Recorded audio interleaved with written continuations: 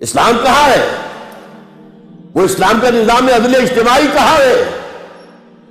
وہ اسلام کا نظام کفالت عامہ کہاں ہے؟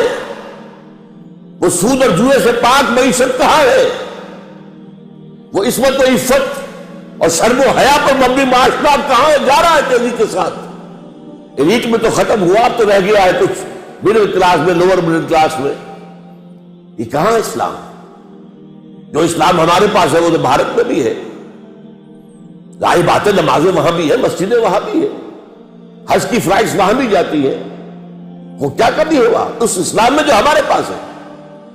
یہ اسلام تو بنایا تھا ہم نے اجتماعی نظام کے لیے، the political socio economic system of Islam, اسلام کا نظام عدل اجتماعی، لیقوم الناس بالقسط، تاکہ لوگ عدل پر قائم ہو، کوئی ایکسپلائٹیشن نہ ہو، کوئی ظلم نہ ہو، کوئی ریپریشن نہ ہو، کوئی ڈسکریمنیشن نہ ہو، اور ہر فرد کو اس کی بنیادی ضرورتیں جو ہے وہ مہیا کی جائے۔ یہ خواب جیسے ڈاکٹر صاحب نے کہا، ظفر صاحب نے، اس کے حساب سے حالات بہت دیگرگوں ہیں۔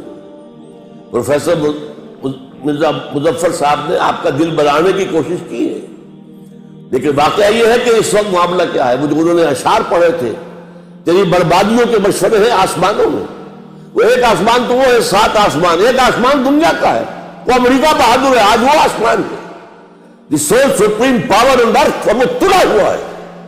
کم سے کم تو آپ کے جو ایٹمی ہتھیار ہیں ان کو ختم کرے گا۔ اب تو کھل کھل کر باتیں آنی شروع ہو گئی ہیں، اور یہ کہ اس کے بعد آپ کو بھارت کے رحم و کرم پر چھوڑ دے گا، الا یہ کہ ہم اللہ کو دوبارہ راضی کر لیں، اللہ سے توبہ کریں، اللہ سے معافی چاہیں، حرام خوریاں چھوڑیں، بے پردگیاں چھوڑیں، سودی کاروبار چھوڑیں، ان تمام چیزوں کو چھوڑ کر، اور پھر اللہ سے عہد کرے، اے اللہ تو ہمیں مہلت دے دے، کچھ اور دے دے، ہم مانتے ہیں ہم سے کوتاہی ہوئی ہے، ہم نے محل بنائے ہیں، دیکھیں 2-2 کروڑ 3-3 کروڑ کا ایک بنگلہ آج ہے، چلے جائیے ڈیفنس کے اندر، کراچی میں اور لاہور میں اور پشاور میں، اور کہیں چلے جائیے جو اسلام آباد میں، کئی کروڑ کے 10-10 مرلے، ایک کنال کے مکان کئی کروڑ کے، یہ تو تم نے بنا لیے، موٹر وے تم نے بنا لی، وہ اسلام کہاں ہے جس کے لیے یہ خونی لکیر کھنچوائی تھی؟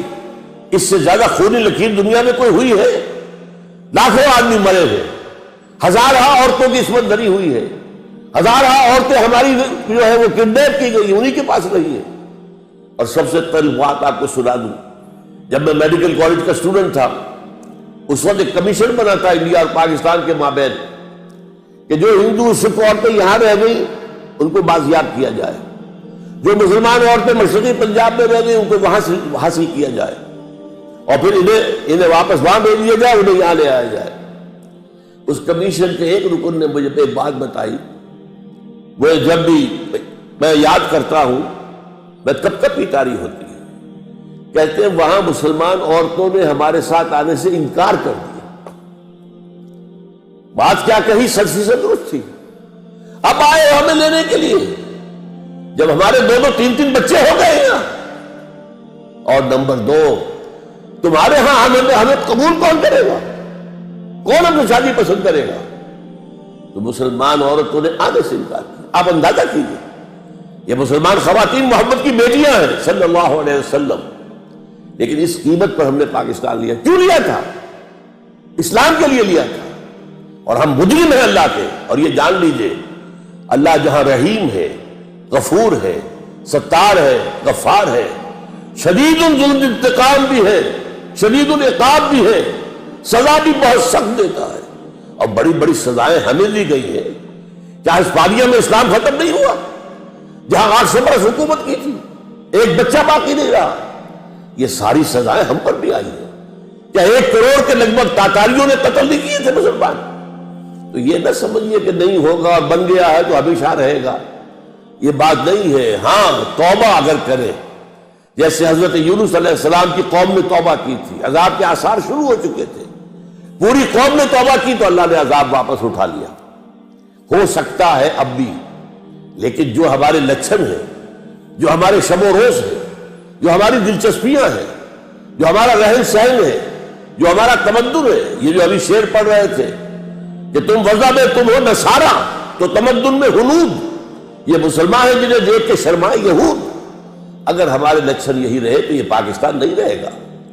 میرے نزدیک اس کا رجاؤ ختم ہو چکا ہے۔